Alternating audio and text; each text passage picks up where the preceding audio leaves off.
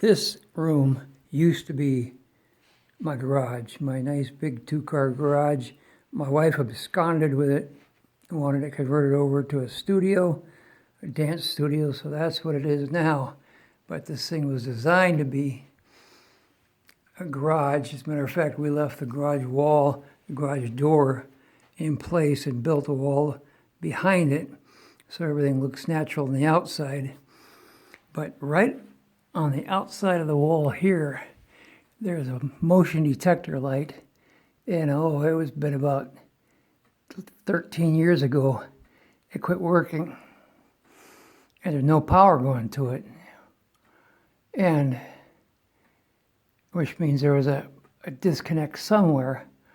And, I looked at that and I thought, how in the world am I gonna fix this? Because I don't know where the line runs. I don't know if it runs to the lights. I don't know if it runs to that outlet. I don't know if there's a connection box somewhere up in the attic. And the thing is, I did not want to climb up in that attic. Over that little dollhouse, you could see that's the crawl space entrance.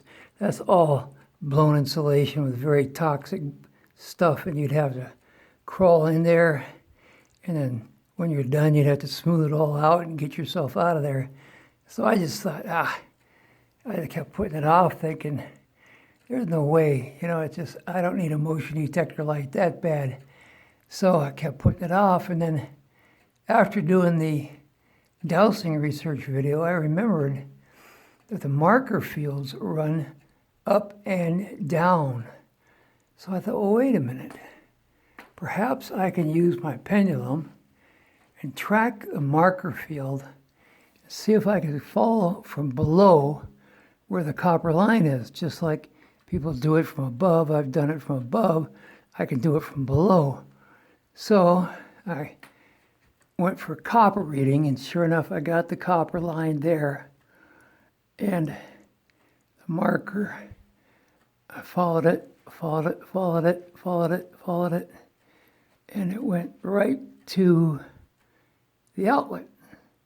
So I thought, So let's go see what was up in there.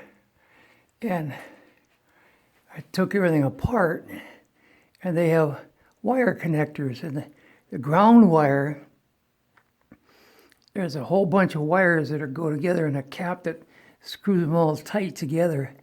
And the wire that runs to the motion detector had fallen out of that cap. And when I tore it apart, it was up there laying over by itself. So all I had to do is take the cap off, put it in there nice and tight, wire it back up, put it all back together, and the motion detector works. So here's something that I've been putting off for about a dozen years. Dowsing helped me figure it out and get the job done.